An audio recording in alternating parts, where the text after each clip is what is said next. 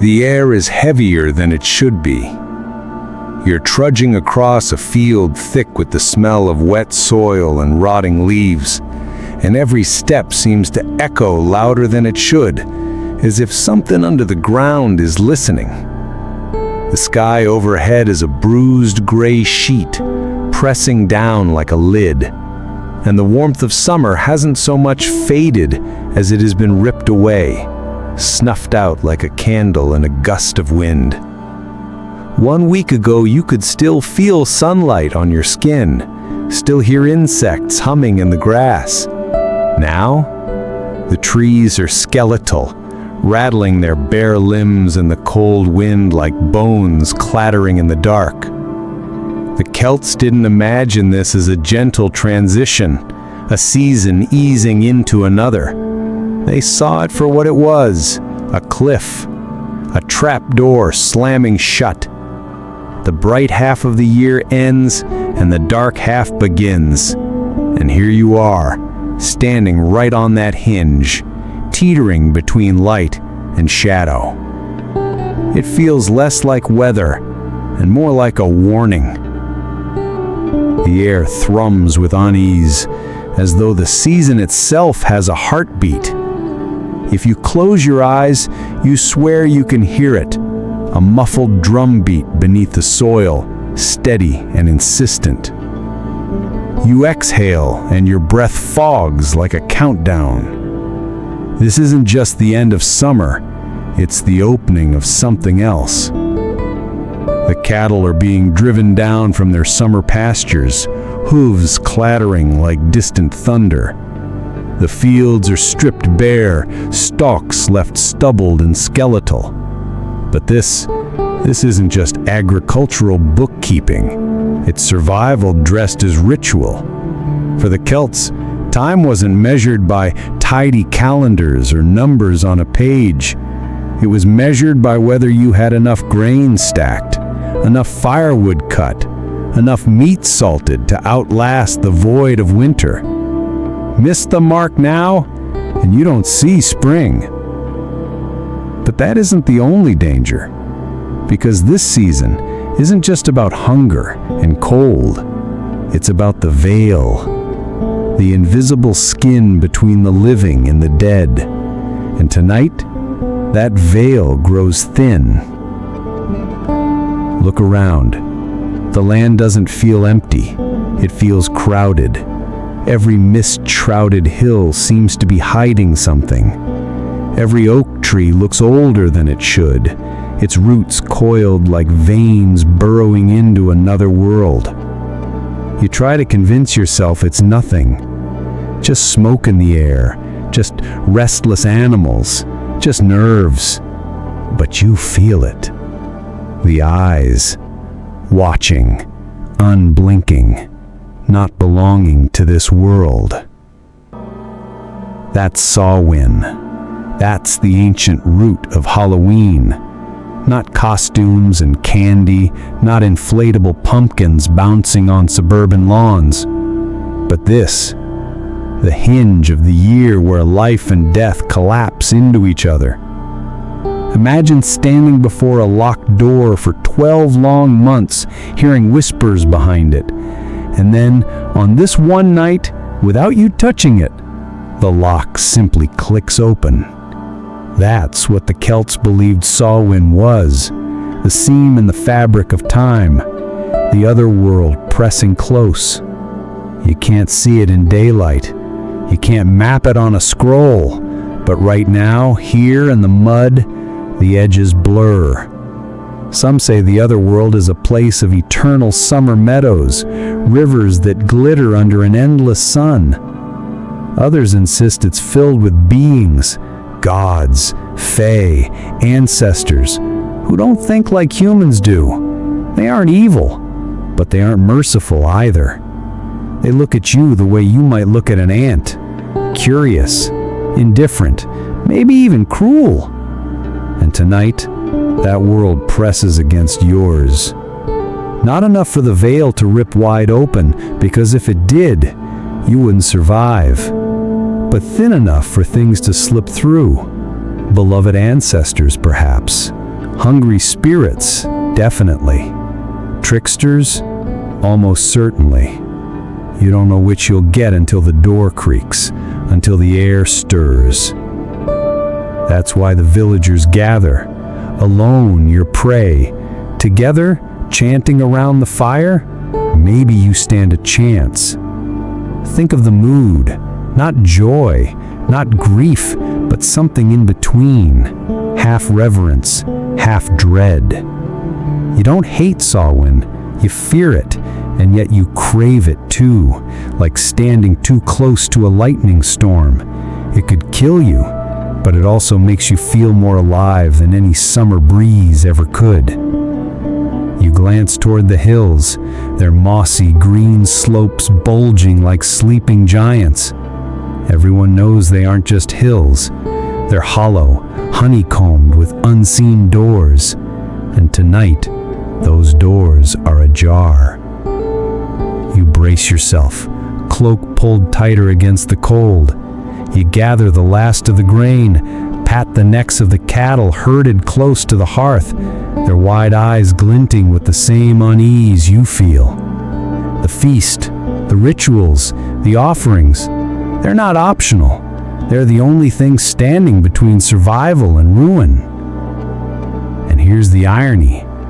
You think you know Halloween. Plastic skeletons dangling from trees, fun-sized candy bars dumped into pillowcases, kids dressed as superheroes begging for sweets. Cute, commercial, harmless. But peel back the mask, just once, and you're here, standing in the mud with your breath hanging in the air, listening to the silence between the wind and realizing this night doesn't belong to you. It belongs to something older, stranger, and far less forgiving. The bonfire hasn't even been lit yet. The chants haven't begun. The veil hasn't fully thinned. And already, you can feel them, waiting. The fire crackles and sparks spit upward into the night as if trying to escape. You inch closer, soaking up the heat, but every time the flames bend and sway against the wind, you wonder, are they answering to something unseen? The smoke clings to your cloak, sharp and bitter, and when you breathe in, it feels less like warmth and more like warning. Around you, the villagers gather, men, women, children. Faces flicker in and out of shadow, half lit by firelight, half swallowed by black. Their voices are hushed, as though sound itself could provoke attention from the dark. And every so often, a hush falls. Not because anyone commands it, but because everyone hears the same thing, silence, too deep to be natural. This is Samhain, and you realize quickly it is not a celebration. Not the way you understand it. It's survival wrapped in ritual, fear dressed up as reverence. You glance toward the horizon.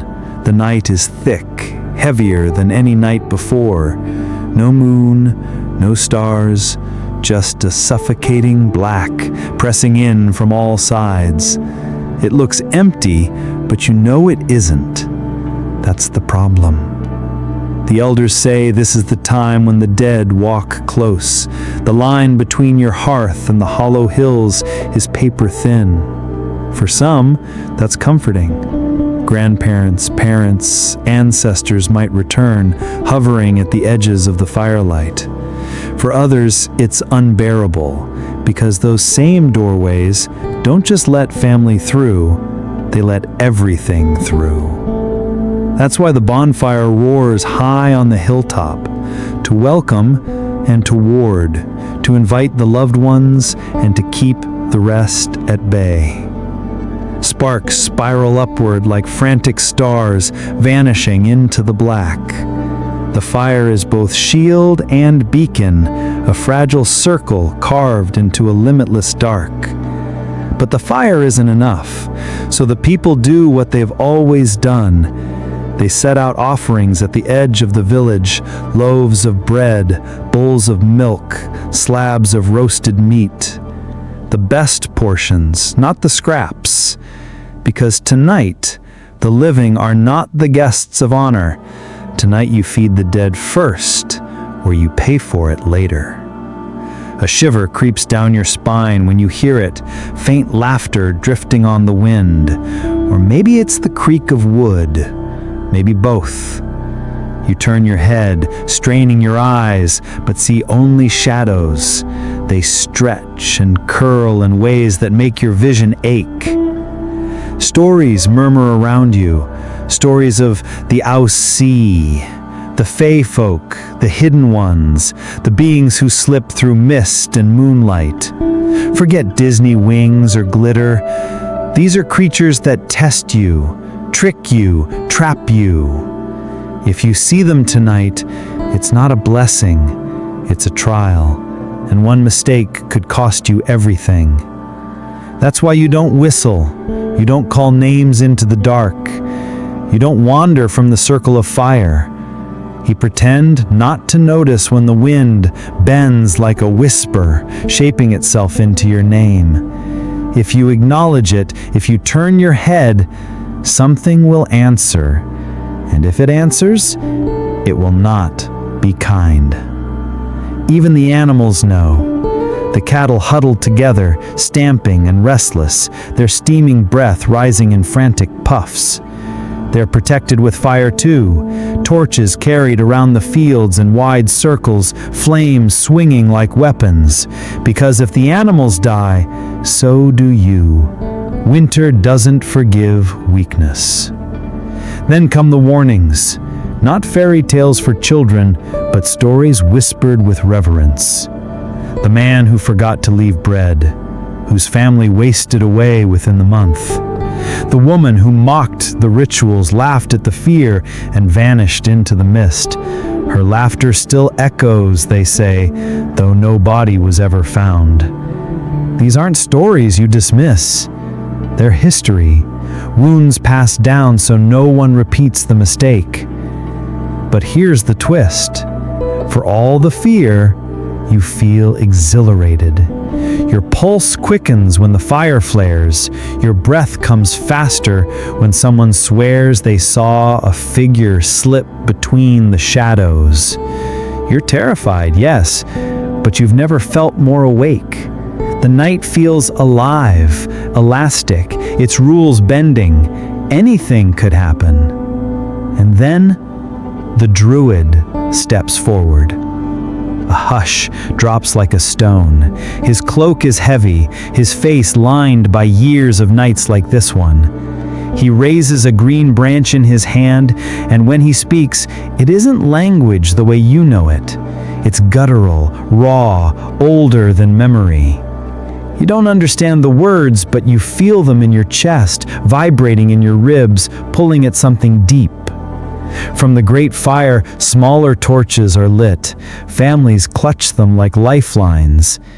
Each flame is carried home to relight hearths that were extinguished before the ritual.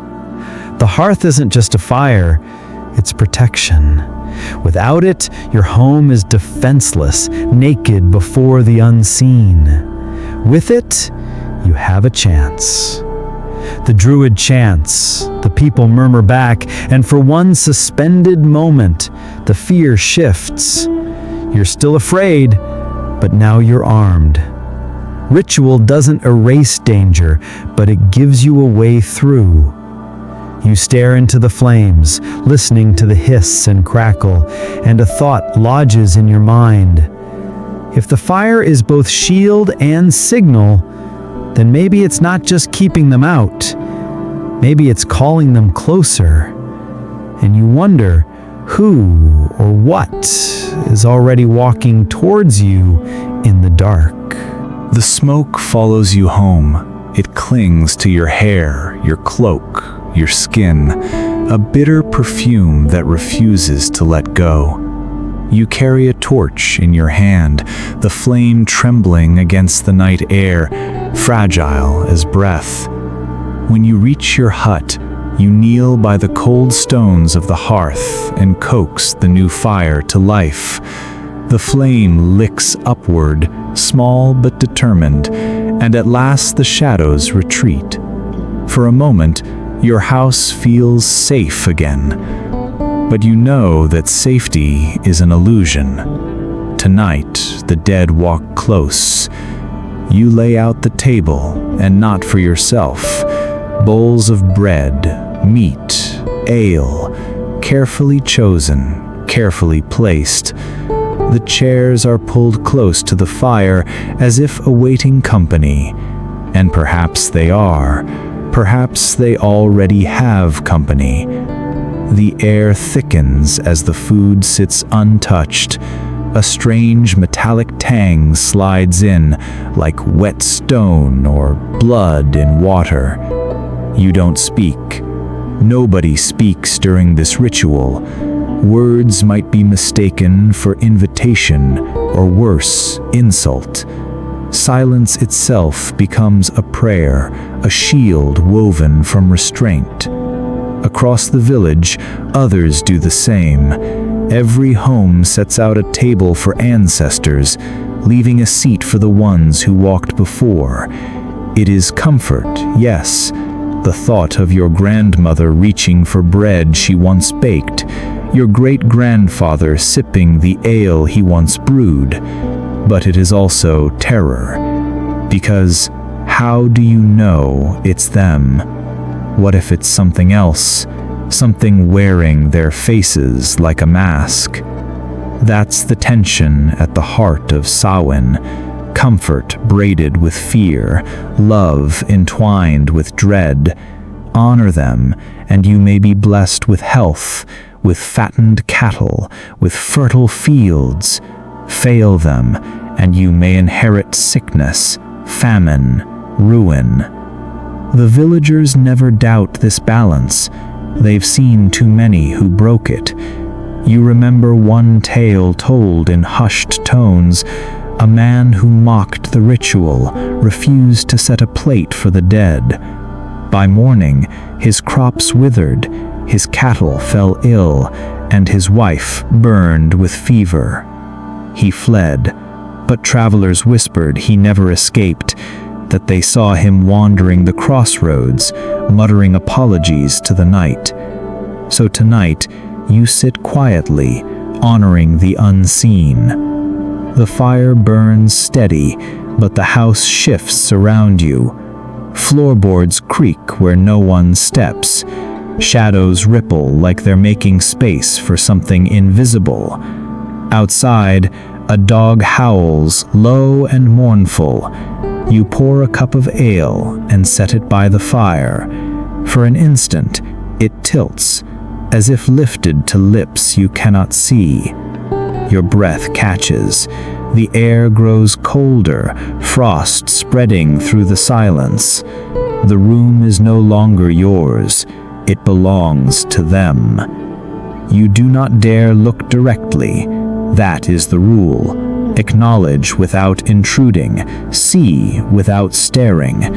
To look too closely is to invite. To invite is to risk. And yet, you can feel them, not just presence, but weight. The room presses in, charged with both awe and terror. You are not alone. Stories echo in your mind. The boy who swore he saw his dead brother outside and ran into the yard to greet him, only to be found at dawn, lips blue, muttering nonsense, never whole again. The family who forgot their offering and lost 3 children to fever before spring. These are not ghost stories for children. They are warnings carved into memory. You grip your cloak tighter, and the firelight flickers. For a heartbeat, you think you see a figure shift in the corner of your eye. Not shadow, not shape, something in between. Your stomach knots, but you don't turn. Curiosity is punished here. Time begins to twist. Minutes stretch. Hours collapse. The night becomes elastic, and you can't tell how long you've sat like this. You only know the food grows cold, the embers sink lower, and the silence grows heavier. And then, relief. It comes not in a flash, but in a thinning. The pressure eases, the air lightens, the shadows settle back into their usual shapes. You can breathe again. Maybe they've eaten enough. Maybe they've gone. But you whisper thanks anyway, because gratitude is cheap, neglect is ruinous. You wrap your cloak around you and close your eyes, though sleep never comes easily on Samhain. And maybe that's for the best. Some doors are better left watched. And tonight, every creak, every whisper, every breath feels like the sound of a door you're not sure will stay shut. Morning doesn't feel like morning. The sun struggles weakly over the horizon, pale and uncertain, as though it too is wary of what lingers from the night before. The air bites sharper than yesterday, and though the fire in your hearth still burns, the chill seems to seep through stone and bone alike. You can still taste smoke on your tongue. Your cloak reeks of it. Your hair too, and even your skin seems marked by it. Samhain does not let go so easily. And today, the ritual isn't finished. You join the others moving slowly toward the great hill once more. Behind you, your hearth still smolders, but that flame is not truly yours, not yet. Every household in the village has done the same. The night before, all fires were extinguished. Every hearth left cold and dark. That emptiness was an offering, a surrender of control. Now, only the fire blessed by the druids can rekindle them. Imagine it, an entire community sitting in silence. No hearths, no torches, no sparks, nothing but darkness. Every home vulnerable, every soul exposed. And then, all at once, life begins again, carried in a single flame. That's not just a ritual. That's dependence made visible. When you crest the hill, the bonfire is already smoldering, embers glowing like a beast's eyes beneath ash. The druids circle it, robes heavy, their faces painted with symbols you don't dare meet directly. They are keepers of this flame, gatekeepers between your fragile world and whatever presses in from beyond. One by one, families step forward. Torches dip into the blaze, sparks leap, smoke stings. The druids murmur words older than memory, blessing each flame before it leaves. When your turn comes, the heat sears your hand through the wood, and yet you feel reverence, almost pain. You aren't carrying fire. You're carrying protection, authority, order itself. Back in the village, doorways glow one by one. Homes that just hours ago sat lifeless now breathe again, each tethered to the sacred fire. Smoke curls from rooftops, thin gray ribbons stitching every household together. The sight is comforting, a fragile web of warmth binding families into one whole.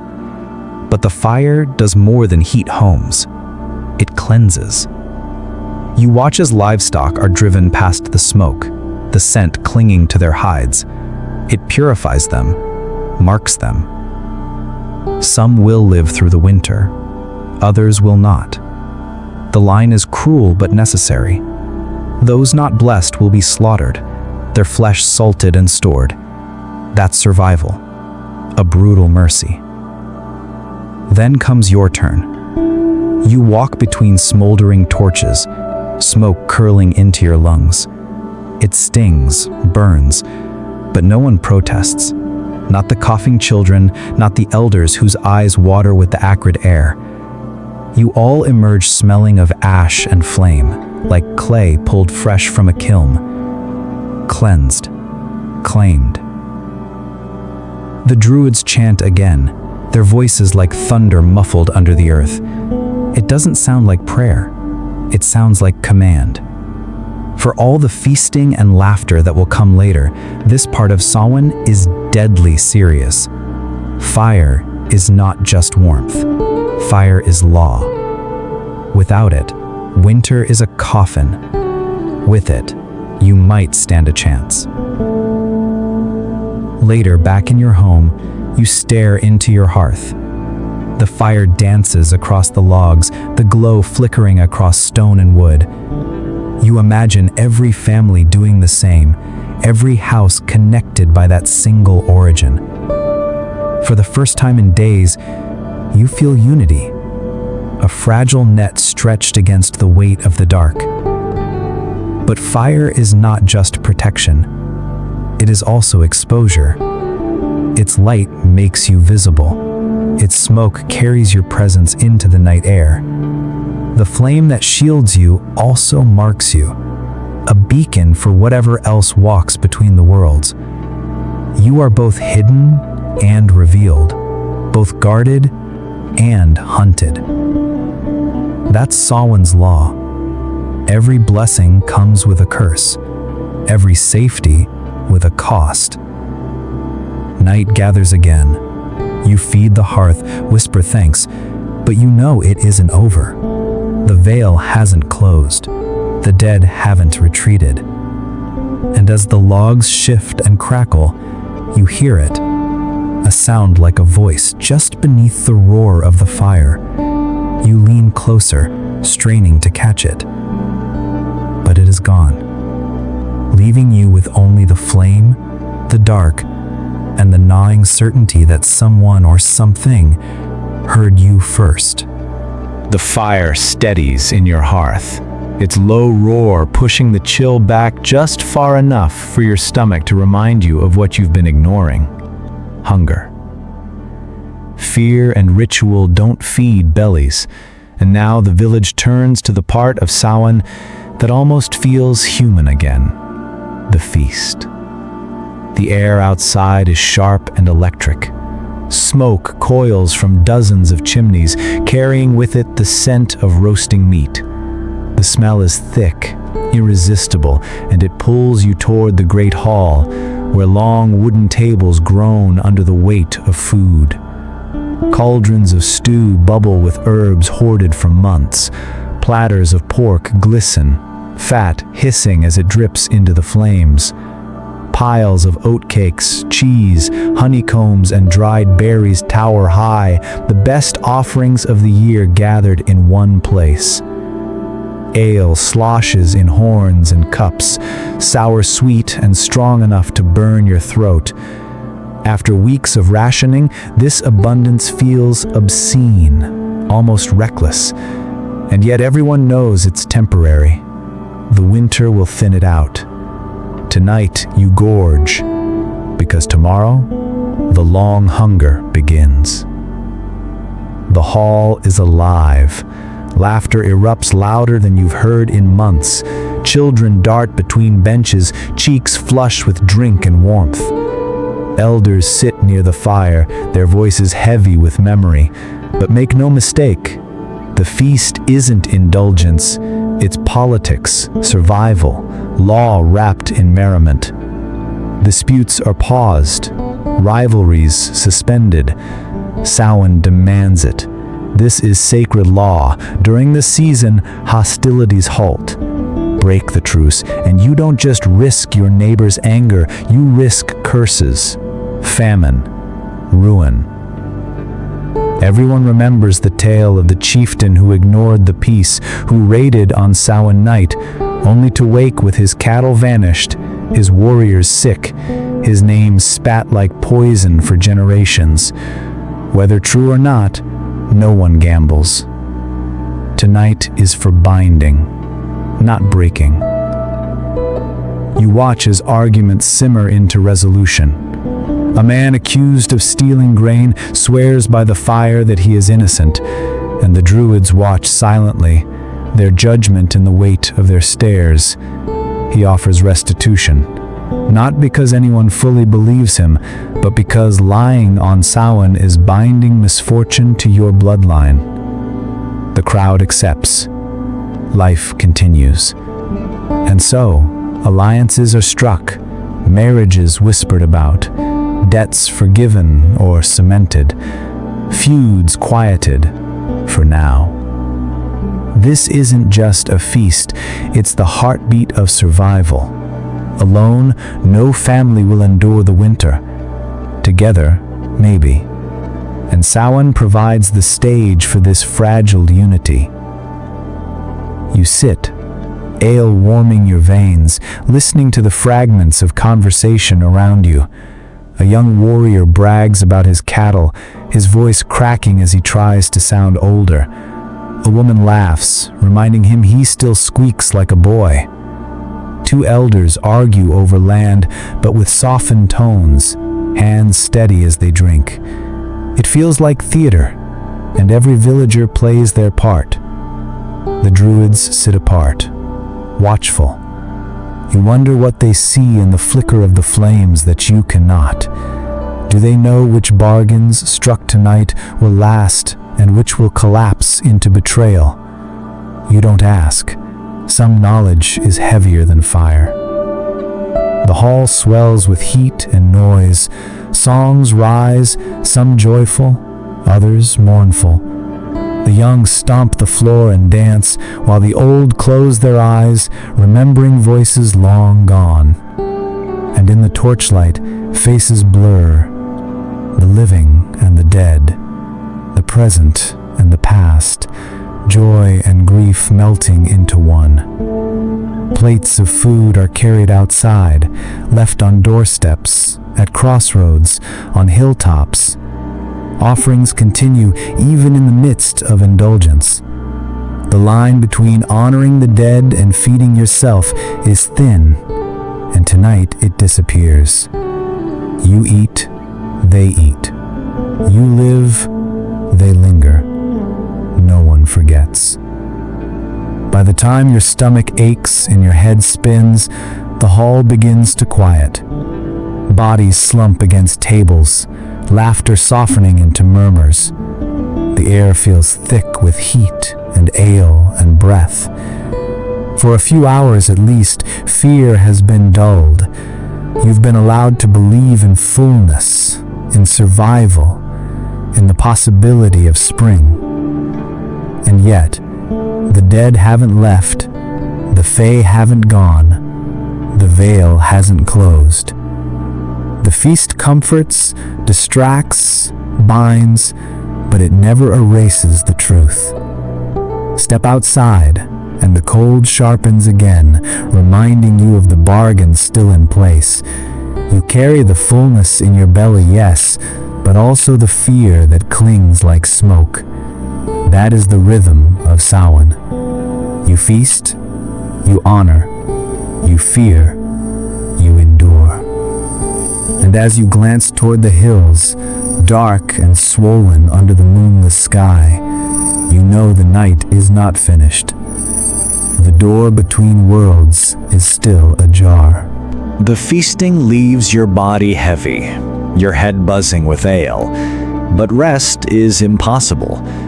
The night isn't meant for rest, not on Samhain. The fire burns low in your hearth, its glow throwing long, restless shadows across the walls. Every flicker makes the thatch above your head twitch like it's breathing. You close your eyes, but the dark isn't empty. It presses in. And then, dreams. You don't remember falling asleep, if you even did, but suddenly you're walking through mist, barefoot on damp soil, the air so thick with fog you can barely see your own hands. Shapes loom and vanish. Stones, trees, something moving just beyond sight. You recognize nothing, and yet everything feels familiar, as though you've stepped out of your world and into its reflection. This is what the elders called the crossing, On Samhain night, the veil thins not only for the dead, but for dreams. Your mind is no longer your own. Sleep becomes a door, and what steps through may not always leave again. The dream grows sharper. A figure takes shape. A woman, her face pale, her eyes black as polished stone. She doesn't speak, but you hear her voice inside your skull, a whisper, insistent, heavy with meaning. You don't understand the words, but you feel them coil around your chest, squeezing until your breath falters. You jolt awake, heart pounding, sweat cold on your skin. The fire has burned low, coals glowing like sullen eyes. The silence in the hut feels wrong, too quiet. You reach for your cloak, as if wool could protect you from what lingers in the corners. The villagers whisper of such dreams, prophecies sometimes, warnings other times. A blessing if you're lucky, a curse if you're not. Many claim to have met ancestors this way, dead relatives offering advice, guidance, warnings of plagues or raids. But just as often, people wake hollow-eyed, muttering nonsense, marked by visions no one else can see. You think of the boy who woke screaming after Samhain night, swearing he'd seen his mother's face in the dark. Only his mother was alive. By spring, she was not. That's the danger of Samhain dreams. They don't always belong to you. You lie back down, though sleep refuses to return. Your eyes trace the fire, trying to convince yourself the crackling is only wood shifting. And then another sound, soft, a whisper at the edge of hearing. Your name. Your blood freezes. You don't answer. That's the rule. You never answer. The voice comes again, softer, more insistent. It sounds familiar, like a cousin, a friend. The temptation is unbearable, but you remember the warnings. Spirits call you in the voices of those you trust, luring you into the night. Follow, and you never return the same. So you stay silent, fists clenched tight, every muscle trembling. The whisper fades, replaced by the steady hum of the fire. But sleep never comes again. By dawn, your body aches, your eyes burn, and your mind feels thinner, like something scraped at its edges all night, searching for a way inside. You know others endured the same. In the village, faces are pale, eyes hollow, movements sluggish. Samhain takes its toll not just in food or ritual, but in the private battles fought in the dark. And here is the cruel truth. Not every battle is won. Some villagers will not be the same after this night. Some will wander, muttering, as though their minds were half pulled through the veil and never fully returned. Others will wake with visions of death, famine, plague, and every word they speak will weigh heavily on the village's choices. Do you plant now or wait? Do you raid or stay? Entire futures hinge on the fragments of dreams glimpsed between fire and shadow. Samhain is not just ritual, it is decision, it is prophecy, it is survival written in smoke and whispers. You sit by the hearth, exhausted, but unable to look away from the flames. They flicker and bend as if mocking you, as if they know the truth you'd rather not face. You survived the night, but part of you wonders, did all of you make it back? Or did something else come through in your place? The sun drags itself over the horizon, pale and sluggish, and for the first time in days you almost believe the village is breathing again. Children run, chasing each other between huts, their laughter cutting the heavy silence that lingered after the long night. Men carry torches into the fields, women sweep thresholds clean, and for a brief moment, Samhain feels less like a haunting and more like a holiday. But looks deceive. Even in the daylight, Samhain rules. The veil does not close with the sunrise, it lingers, stretched thin until the season fully turns. And daylight doesn't erase what slipped through, it only hides it. You see it in the rituals of the day. Families still leave offerings at doorsteps, bread, apples, bowls of milk. They don't eat them, don't touch them, don't even look directly at them. Those gifts aren't for the living. They're left for the wandering dead, the spirits too restless to return, the fae too mischievous to ignore. But food isn't the only protection. Masks are donned, cloaks turned inside out, soot smeared across faces. The children you saw playing are soon disguised, their laughter now eerie under the streaks of ash. The disguises aren't games, they're weapons, shields woven from trickery. The logic is simple. If the spirits wander, if the fae walk among you, then let them be confused. Let them think you are one of them. And so the villagers vanish into their own disguises, faces hidden, voices altered. You feel it yourself when the soot smears across your skin, the strange comfort of not being yourself. For one day, one night, the danger doesn't know your name. The practice carries stories. A girl who forgot to disguise herself was taken into the hills, never seen again. A man who wore no soot was marked in his sleep, strange symbols carved into his door, his cattle dead within the week. The lesson repeats. Samhain demands disguise. You tug your cloak tighter, the soot smudging your fingers, and you wonder if the disguise only fools the spirits or if it changes you too. For a moment, you feel weightless, less human, more shadow. The air thickens, and you catch yourself smiling in ways you don't usually smile. The line blurs. Who is hiding from whom? Outside the village, torches line the fields, flickering like sentinels. Every flame is a reminder of the boundary, the fragile edge between safety and dark. Cattle are driven past the smoke again, the air thick with their panic. They know what you know. The disguise may not be enough. And then the games begin. Children run door to door, demanding food, sweets, small offerings, not as playful begging, but as something sharper.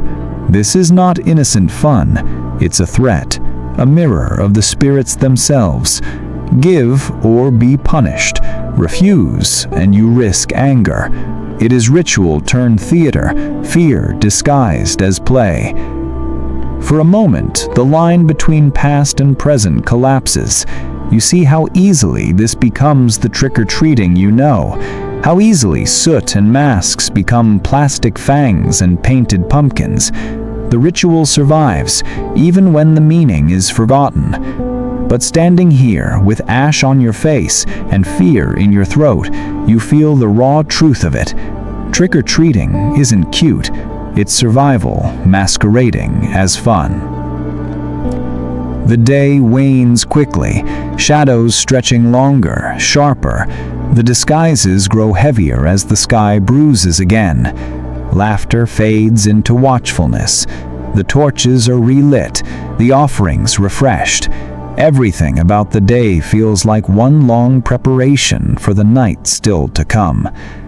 And when the last of the sun drowns behind the hills, the disguises no longer feel like playthings. They feel like armor. You don't know if they'll work. You don't know if the soot and the cloak will hide you, but you smear it anyway, whisper the words you've been taught, and pray the spirits see not a villager, but one of their own. Because tonight, you are not you. And maybe that's the only reason you'll survive. Night has fallen again, but it feels different now. The soot on your face itches, the cloak hangs heavy, and though you tell yourself the disguise makes you safe, you know better. The air itself feels sharper, cut with whispers that dart just out of reach. The fire in your hearth burns, yet the shadows seem thicker, more alive. This is the night the stories warned about. You step outside and the village feels changed. Shapes move where no one should be. Torchlight bends strangely as if the flames are struggling to decide what to illuminate. And then you hear it. Music. Not the steady beat of drums, not the familiar sound of pipes or song. No, this is different. Higher, quicker, slippery, as if the notes are playing you instead of the other way around. The elders don't like to speak of it, but you know what it means. The Fae are near. Everyone knows the rules. Never follow the music. Never step into the circle of dancers you might glimpse at the edge of the woods. Never eat their food, no matter how sweet, no matter how golden. They don't feed you, they trap you. Bite once, and you belong to them. But temptation runs deep. You've heard the tales of the man who vanished into the hills, returning a year later, beard long, eyes hollow, whispering that he'd only danced for an hour. The girl who followed the sound of laughter into the mist and came back decades later, though to her it had been only moments. The unlucky ones never return at all. The music grows louder. You press your soot-stained fingers against your ears, but still it seeps through, slippery and sweet, tugging at your bones. Your legs ache to move, your body begs to follow. That's the danger. It doesn't feel like compulsion, it feels like choice.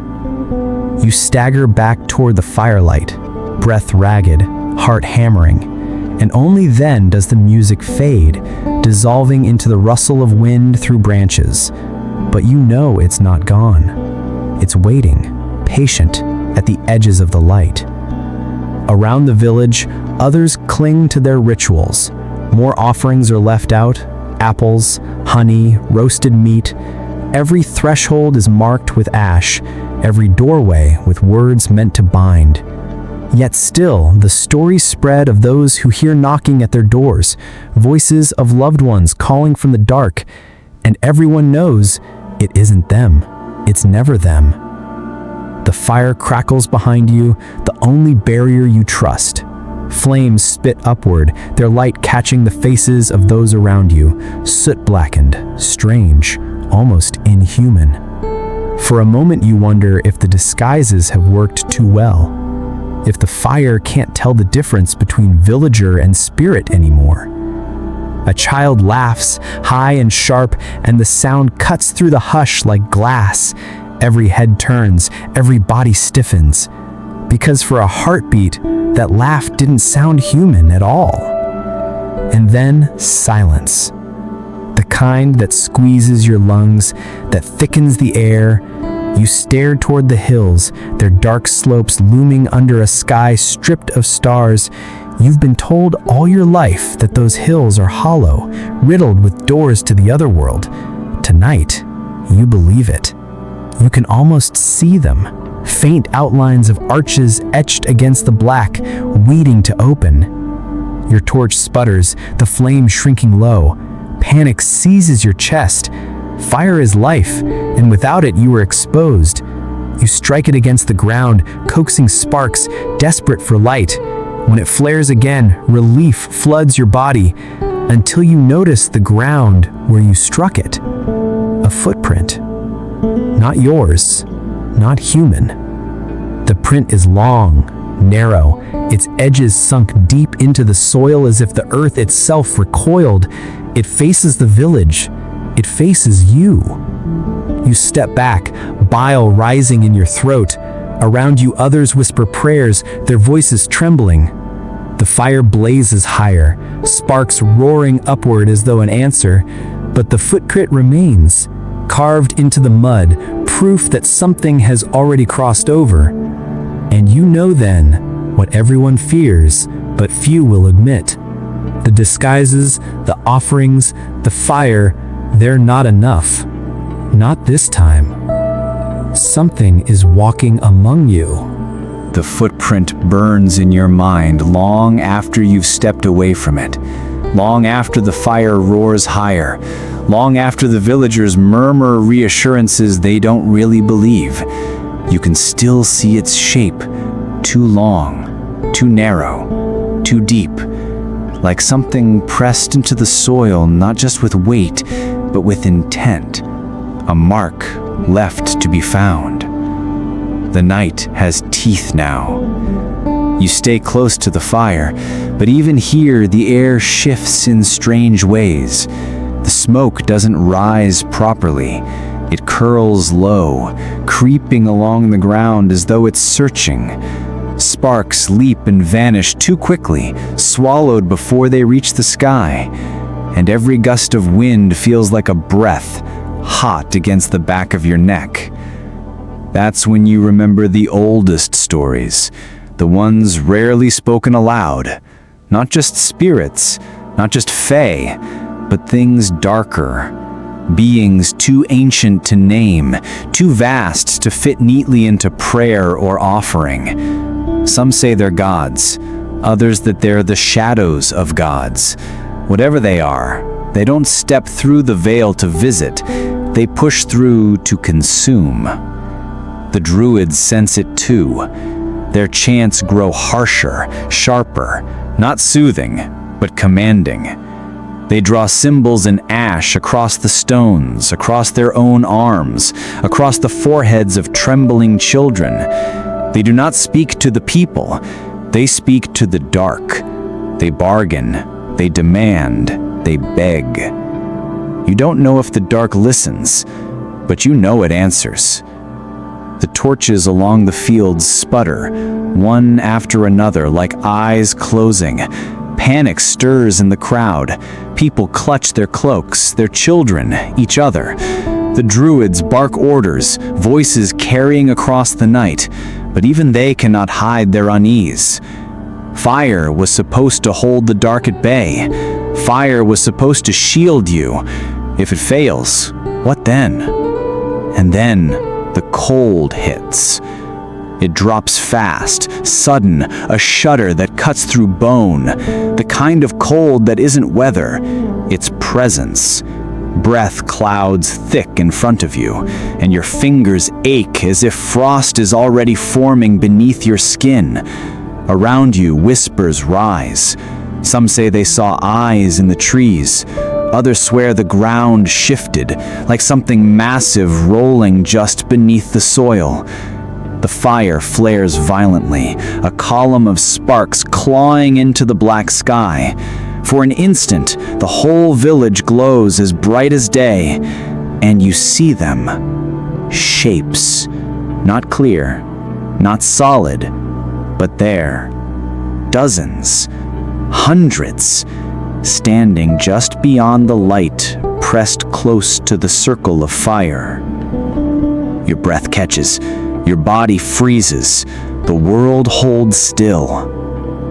And then the light dies back, and they are gone. Or maybe they never were.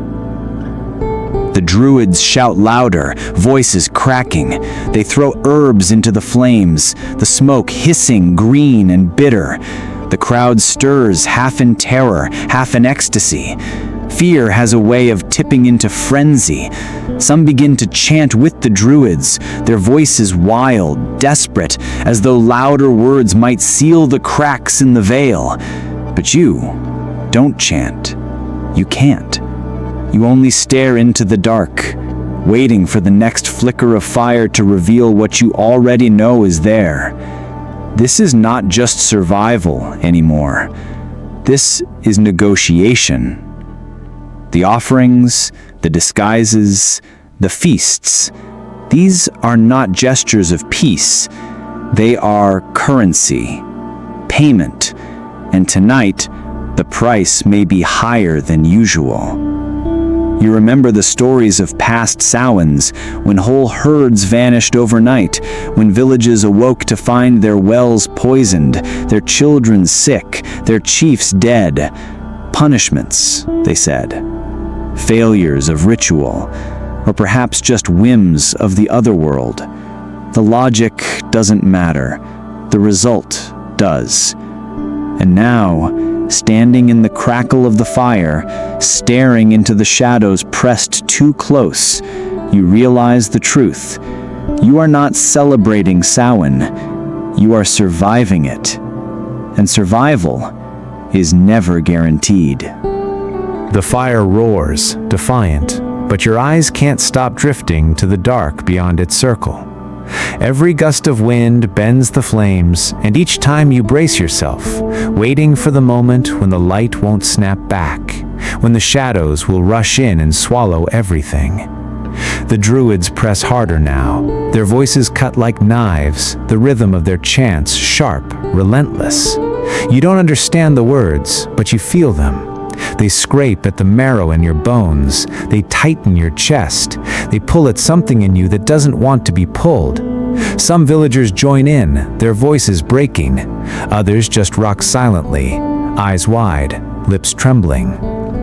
The rituals aren't just for show. They are negotiations, pleas, bargains, threats. And tonight, they feel more desperate than ever. You notice the offerings laid out at the edge of the circle. Bowls of milk already curdling in the cold, loaves of bread growing stiff, meat glistening fat in the firelight. But what chills you isn't the food. It's that some of it is gone. Not toppled, not scattered, gone. As if lifted by unseen hands. The villagers notice too. No one speaks, no one dares. But the tension grows heavier, pressing down like a hand on your throat. And then, the animals panic. The cattle, usually tethered calm, lurch against their ropes, eyes rolling white, nostrils flaring steam. Sheep bleat, frantic, hooves pounding the earth as if trying to dig through it. Even the dogs, loyal and steady, whine and snap, their hackles raised against something you cannot see. The air reeks of fear, animal, human, indistinguishable. A torch falls, sputters and dies. For a moment you glimpse the shape of something moving through the smoke. Not large, not small, just wrong. Its outline twists even as you try to fix your eyes on it, as if your mind refuses to understand what it sees. You blink, and it's gone, leaving only a ripple in the smoke. The druids react instantly. Herbs are thrown into the fire, turning the flames green, then blue. The chant rises higher, more frantic. Their hands draw signs in the air, shapes that sting your eyes to watch. The crowd mirrors them, 100 trembling fingers tracing desperate symbols against the night. And then, silence. The kind of silence that doesn't come naturally. The cattle freeze mid-struggle. The dogs go rigid. Even the flames seem to hesitate, flickering low. You realize you're holding your breath, lungs screaming, but you don't dare exhale. Something is here, close, listening. A voice breaks the silence. Not human, not animal, something in between. It slithers through the dark, low and thick, curling around your ears without moving the air. You don't understand the words, but you understand the intent. Demand. Payment. The druids answer, their voices shaking for the first time tonight. Their chant is steady, but you can hear it, the crack in their tone, the fear seeping through. They offer food, drink, smoke, fire. They name the dead, the honored, the remembered. They promise memory itself.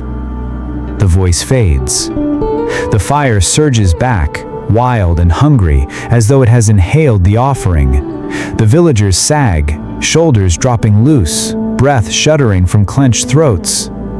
For a heartbeat, you almost believe it worked, that the bargain was enough. But then, you notice the torches along the far field. All of them. Every single one. Extinguished. The line of light that marked the boundary between safety and dark is gone. And the dark doesn't stay still anymore. It moves. The dark creeps closer. Not fast, not with the sudden terror of a storm. Slowly, like water seeping under a door, deliberate, patient, inevitable. You can see it shifting at the far edge of the fields, swallowing the ground where torches once flickered. One by one, the villagers turn to watch. One by one, their faces pale. The druids keep chanting, louder now, trying to stretch the fire's circle of protection with sheer sound. But their voices crack, their rhythm falters. You can hear it in their throats. Fear, raw and unmasked. And then the cold hits. Again. It's worse this time. Sharper, cutting deeper, as if the marrow inside your bones has turned to ice. Children cry out. Elders groan, their teeth chattering so hard you can hear the clack of bone. Breath pours out of every mouth in thick clouds, white and heavy, rising like the smoke of invisible pyres. The cattle collapse. One staggers sideways, foam bubbling from its mouth, eyes rolling back. Another drops with a sickening thud, ribs heaving, hooves scraping weakly at the frozen ground. The animals scream, high, panicked, raw. But it's not just fear, it's offering. The villagers know it. You see it in their faces. A mixture of grief and grim relief. The dark has claimed what it came for. Blood is the oldest payment, and tonight it has chosen the herd. The druids seize the moment. They thrust their hands high, voices cracking the night with chants that sound more like commands than prayers. Firewood is tossed into the great blaze, sparks exploding upward like stars torn from the sky. The flames roar, higher than before, licking at the heavens. The bodies of the fallen cattle are dragged toward the fire. Their blood steams as it touches the ground, thick and metallic, stinging your nose. The villagers work fast, desperate, as if the dark will snatch the corpses before the flames can. And maybe it would. When the meat hits the fire, the night shudders. Not the ground, not the air, the night itself. It feels alive. The smoke thickens, swirling upward in spirals that twist like limbs, like faces, like mouths. You blink and the shapes dissolve, but you know what you saw. The veil isn't just thin, it's tearing, and whatever waits on the other side is hungry. The villagers chant now, all of them, their voices ragged, desperate, clinging to the words as though each syllable is a shield. Children press their soot-blackened faces into their mothers' skirts, whispering prayers between sobs. Men grip torches with white-knuckled fists, holding the flames forward like weapons. You join them, though your voice shakes so badly it barely sounds human. Still, the sound rises with the others, and for a moment it almost feels like enough. The flames roar, the smoke writhes, the dark retreats, just a little, but not for long. Because then you hear it. Not a voice this time, not words, a laugh. It cuts through the chant, sharp and cold, and it doesn't sound human. It doesn't sound like anything you've ever heard before. high and low at the same time, like a child and an elder speaking together. It comes from everywhere. The fields, the hills, the sky itself.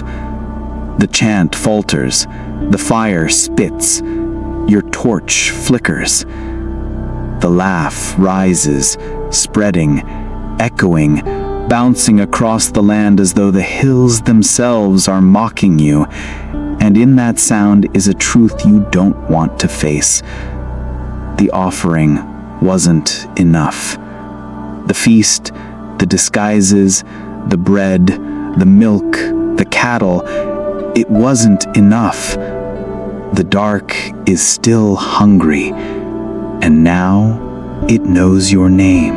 The laugh lingers, echoing through the valley long after the sound should have died. It clings to the air like frost, threading into every breath, every heartbeat. No one moves. No one speaks. The villagers stand frozen in the glow of the fire, soot-streaked faces pale as ash. You want to believe it's only the wind, only a trick of the hills, but deep down you know better. That sound wasn't human, and worse, it wasn't finished. The druids rally first.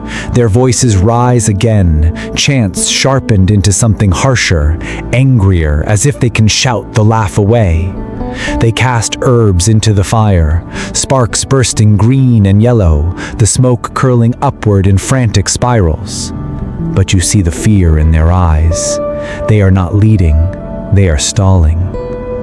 The villagers huddle closer, bodies pressed tight, children clutching their mothers, men gripping torches like spears. But every flicker of flame feels smaller now, weaker, as though the fire itself is tiring. And then, the knocking begins. At first, it's faint, a soft rap, rap, rap at the edge of the circle. Too precise to be wind, too steady to be accident.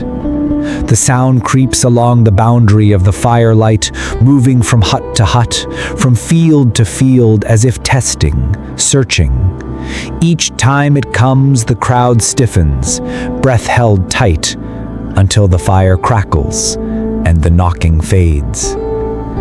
But it always returns, louder, closer. You know the stories. Everyone does. Spirits knocking on doors, calling in familiar voices, begging to be let in. They wear the faces of loved ones. They speak with their tones. But it is never them. It is bait. And if you answer, if you open the door, what enters is not your family. Still, the temptation gnaws. A woman near you sobs when the knocking pauses outside her home. She whispers her husband's name, gone these 3 winters, and takes a step forward. Others seize her, holding her back, reminding her through clenched teeth, it is not him. She collapses into their arms wailing, while the knocking fades into silence. The silence doesn't comfort you. It feels worse, like breath drawn in before a scream. And then, the scream comes.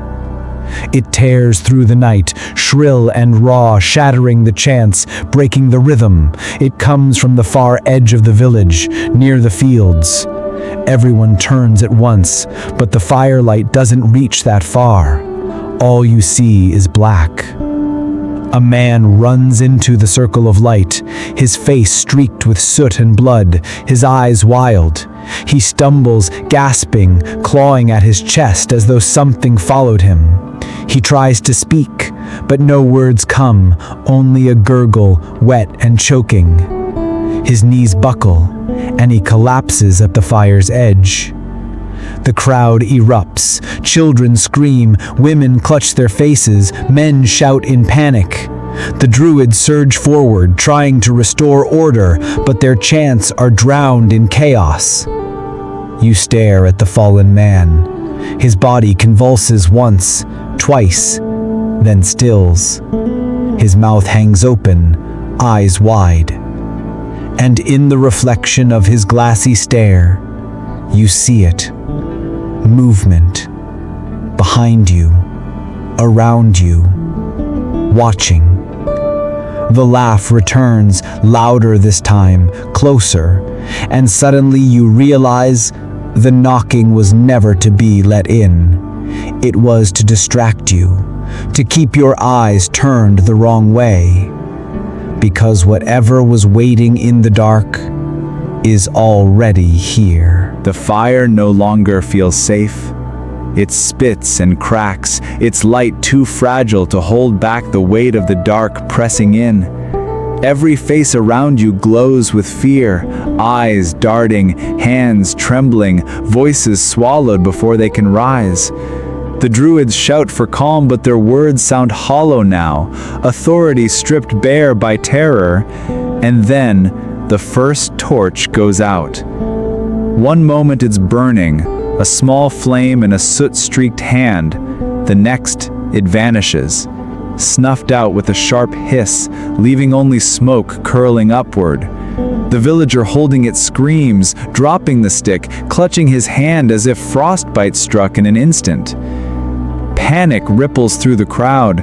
People push closer to the great fire, tripping over benches, stumbling against each other.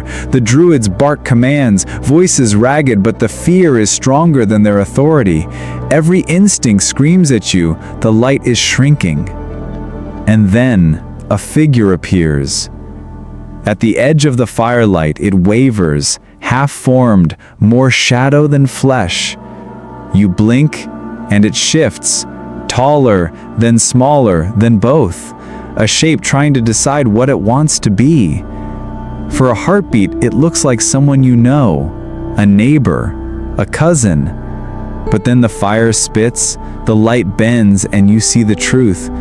The face is wrong, too smooth, too stretched, like a mask molded from memory. The villagers recoil, some weep, others spit curses into the dirt. The druids shout louder, throwing more herbs into the fire, the smoke hissing bitter green. But the figure doesn't move. It only watches. And then others appear.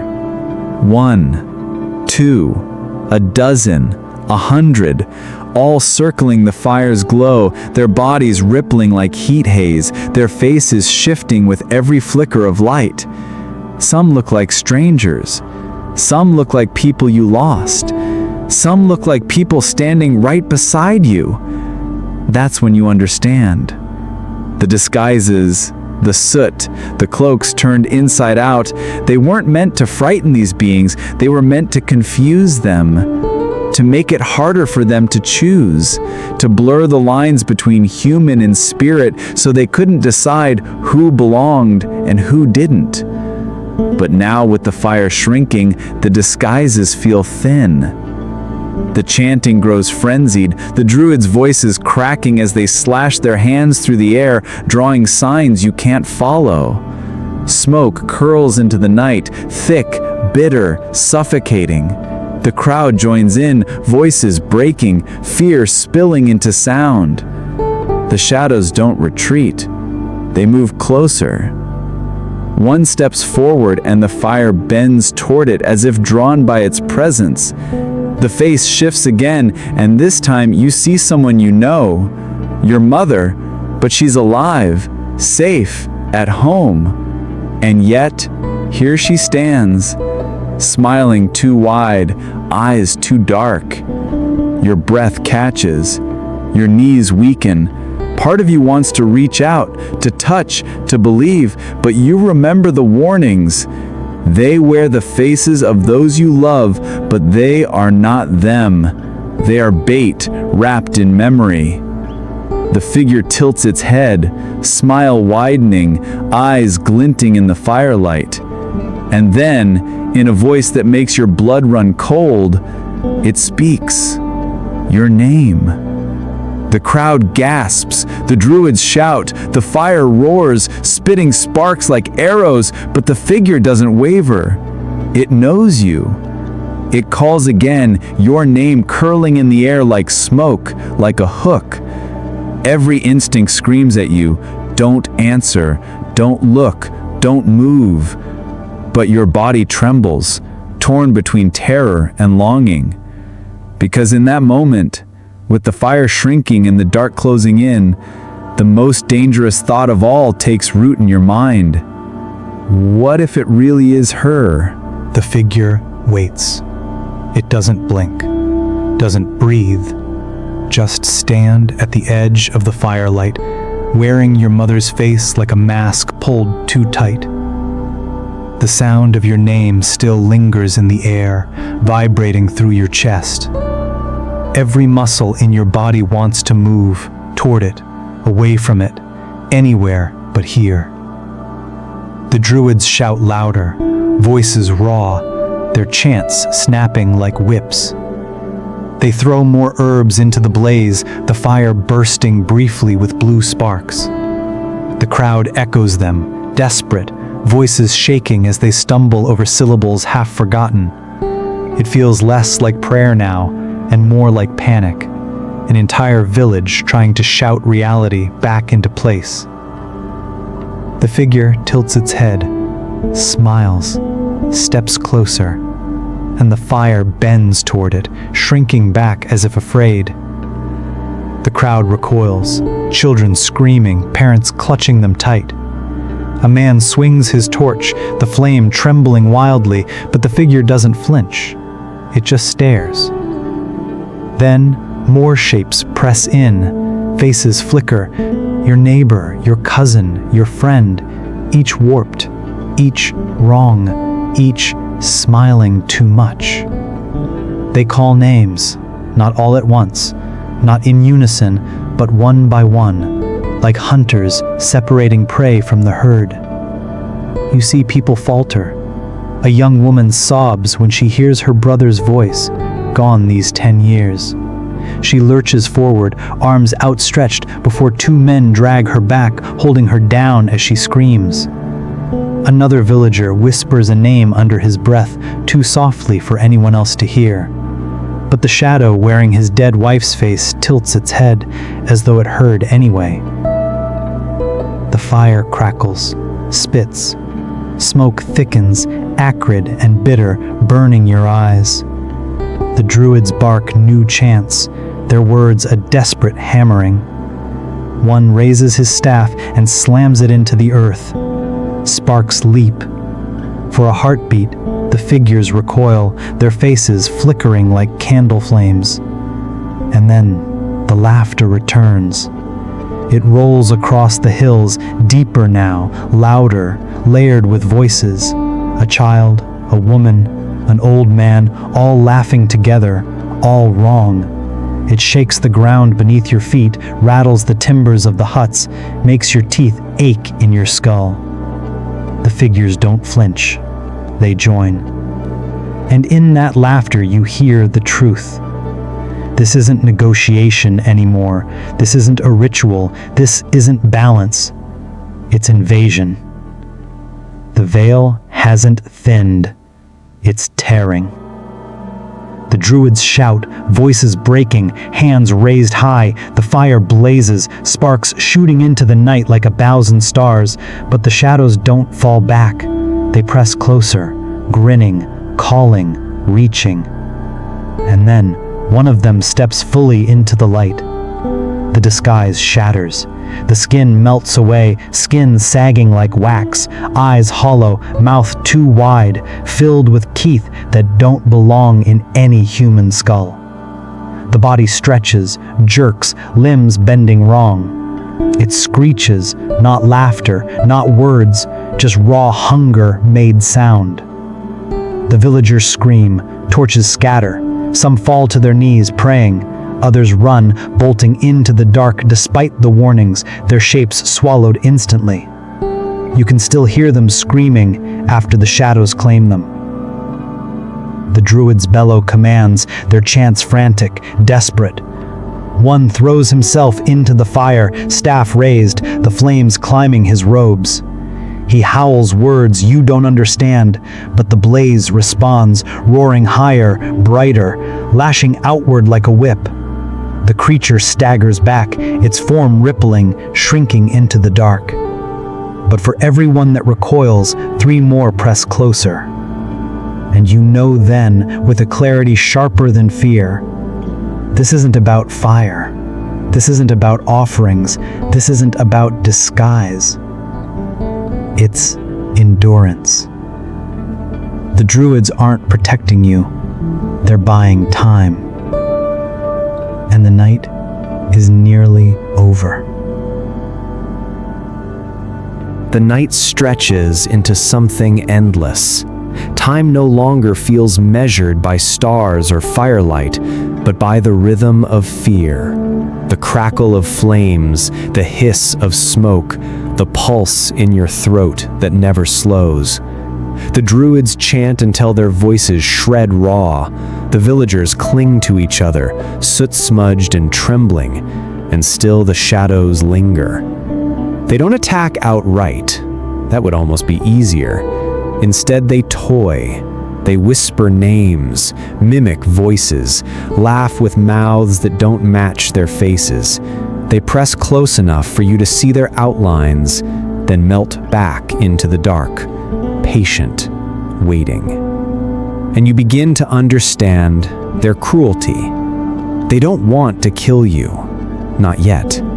They want to wear you down, to watch you break yourself, to see who falters, who answers, who walks willingly into the dark. The druids know it too. Their chants are less about banishment now, and more about endurance, holding the line, keeping the fire alive, buying just enough time for dawn. That's the truth behind Samhain. Not victory, not safety, just survival.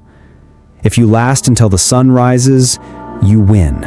If not, you vanish into the story. Hours pass like years. The fire roars, then gutters, then roars again as offerings are thrown into it.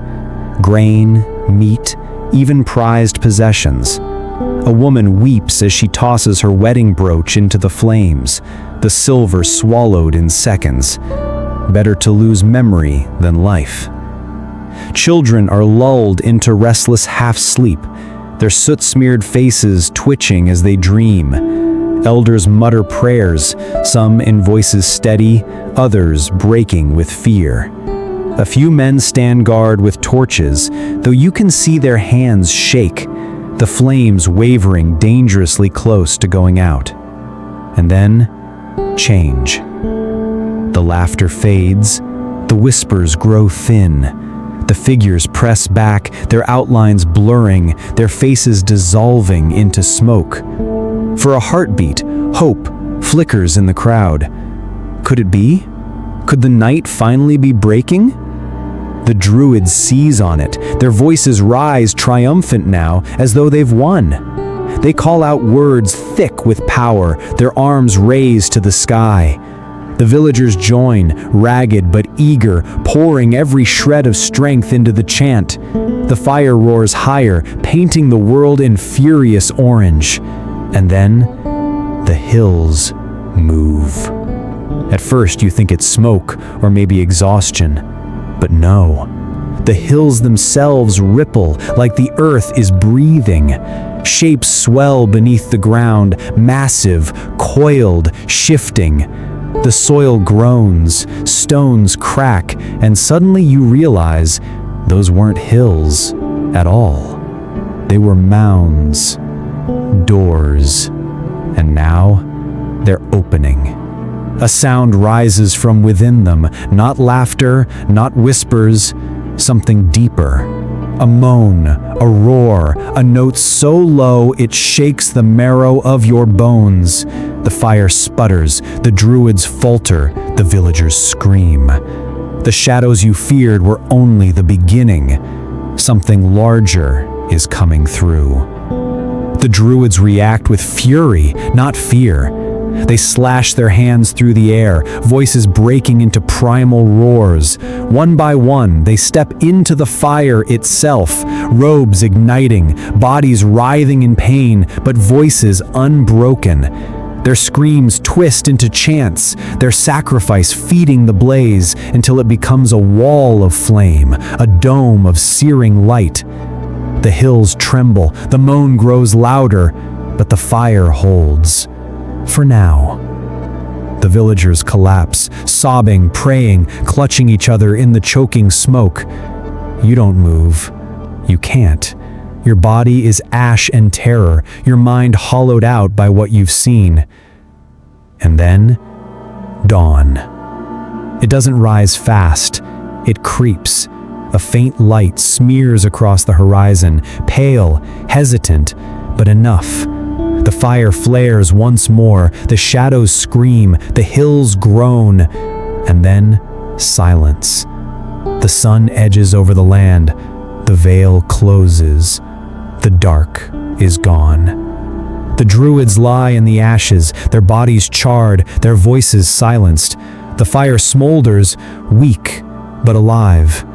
The villagers stir, coughing, weeping, dazed. You stand among them, soot-stained, hollow, but breathing, alive. And in that fragile light, you understand the truth that will carry forward through centuries, across oceans, into costumes and candy and plastic skeletons. Halloween was never about fun. It was about survival. The disguises, the offerings, the fires, the feasts, they weren't games. They were armor. They were bargains. They were desperate attempts to last one more night in a world where death always pressed close. You survived Samhain, but the cost never leaves you. The smoke clings to your clothes, the whispers cling to your dreams, the memory of those faces cling to your bones. You carry them forward, you pass them on, you tell the stories so no one forgets. And every year when the nights grow long and the air grows sharp, when children dress as ghosts and knock on doors, when jack-o'-lanterns glow on porches, you remember, you feel it, that old fear, that old bargain, because the veil always thins again, and they are always waiting.